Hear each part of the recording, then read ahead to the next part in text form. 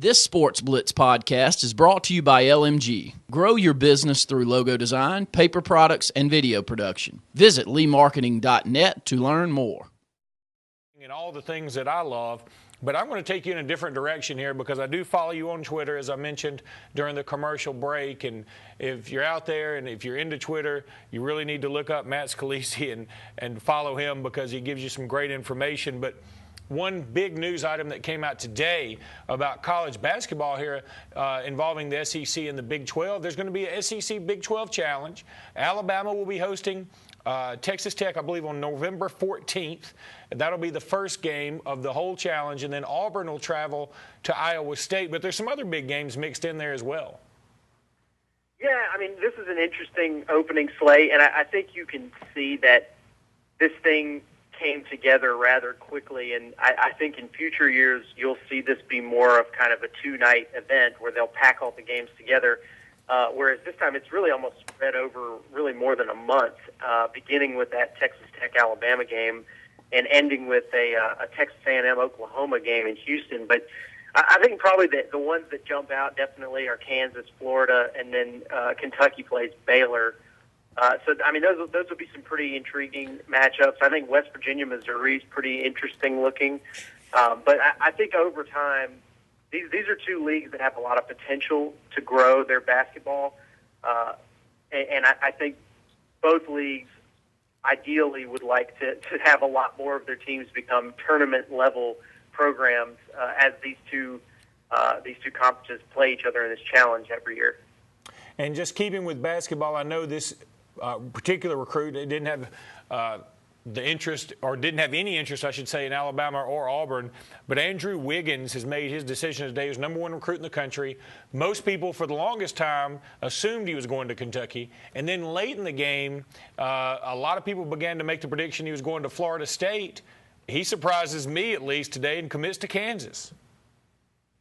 Yeah, I mean, it's hard to be shocked by an elite player committing to Kansas, I guess. But you know, as a number one overall guy, I think you expect there to be a little bit of drama surrounding his recruitment, and there was definitely in the final few weeks here. I think probably just gauging the reactions I've seen on Twitter, Kentucky fans seem to have taken it harder than anybody else, and it's funny that would be so because they really have a phenomenal recruiting class locked up at this point already. I think Andrew Wiggins would have made it sort of even more unfair for the rest of the SEC and the rest of the country. But, yeah, I mean, he's a 6'8" forward who can do a lot of different things, and he'll probably have a great season at Kansas and move right on to the NBA. Let's talk a little bit about Bob Stoops and Charlie Weiss echoing Stoops' statement here recently. Basically, Stoops said that the SEC is mostly propaganda, that the Big 12 is really just as good as the SEC. I mean, that's where he was trying to get to. And his argument was based totally on the fact that, you know, their bottom feeders are better than the SEC's bottom feeders. I find that to be a pretty specious argument. What do you think?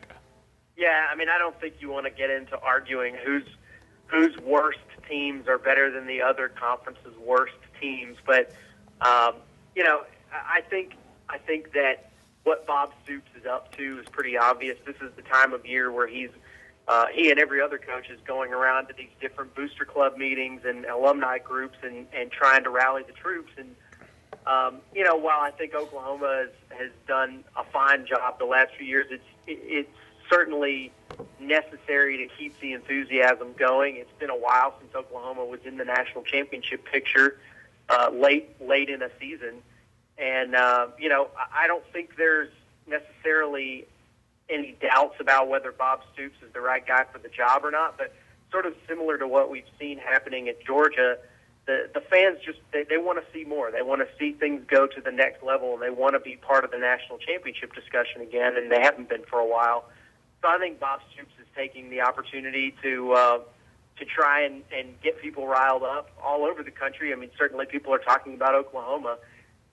But I think as far as a legitimate argument, I don't think you're going to find many people that agree with Stoops that there's any reasonable argument to be made that the Big 12 is on par with the SEC, or that the SEC somehow has earned this reputation through anything other than winning the last 7 national championships in a row. Matt Scalici is joining us now on the Dane Sharp hotline. He is the sports producer for AL.com, does a great job there. Matt, today Jay Jacobs got the dreaded vote of confidence from the Auburn, this special committee that was formed to determine the success or the standing of the Auburn athletics program. How real do you think this vote of confidence is? I think what it was essentially is an attempt to sort of hit the reset button for him and say, okay, things haven't gone well for the last year here, and we're gonna give him one more shot. We're gonna see what he can do to turn around the various programs that are having trouble from football, which they've presumably already done by hiring Gus Malzahn, to the basketball and baseball programs, who I think there's still some hope by Jacobs, certainly, that they can turn those things around. But I think I wouldn't be shocked to see coaching change at the end of this season in baseball and at the end of next season in basketball.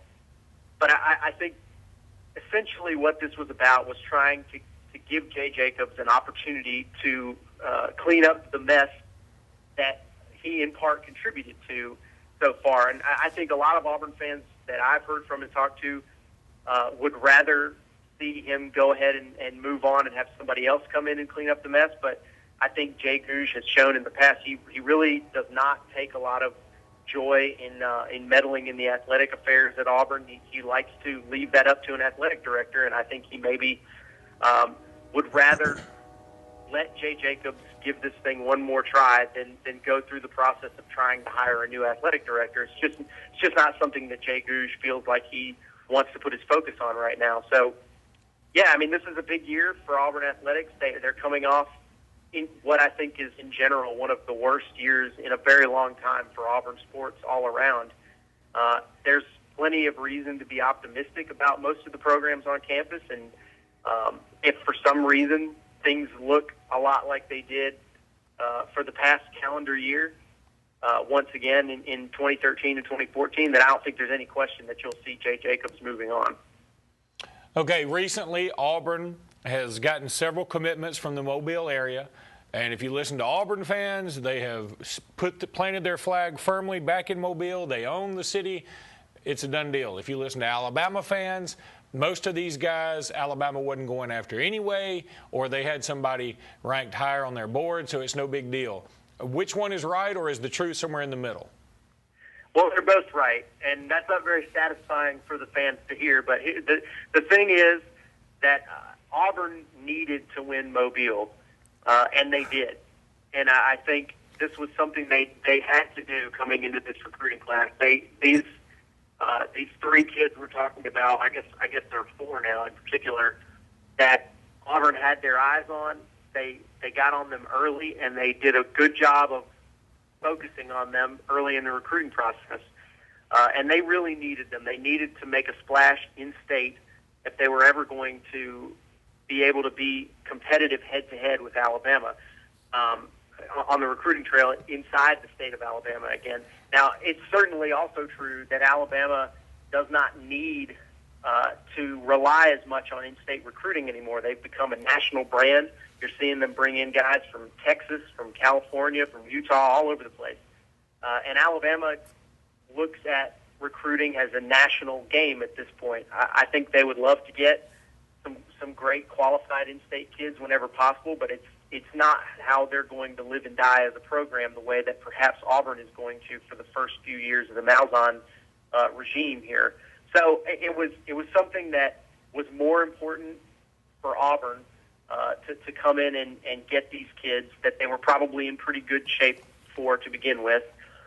They did battle Alabama for Trey Williams in particular, the St. Paul's inside linebacker, and that one came right down to the wire, and Auburn was able to pull it out. So, so far I think both programs have to feel really good about how their recruiting classes have started. And finally, speaking of recruiting, you've done some interviewing of the nation's top recruit in DeSean Hand out of Virginia. He recently visited Auburn, came away from that visit with glowing remarks. Then he releases his top 5, and Auburn's not in it. What are your thoughts on DeSean Hand, and do you think Auburn's going to get back in it? Do you think Alabama has a shot because they are in his top 5? Yeah, I think DeSean Hand is the kind of recruit that certainly he seems like he enjoys the recruiting process. I think he's going to take it all the way to National Signing Day. And I think that because of that, it means that nobody's out of it until the last possible minute.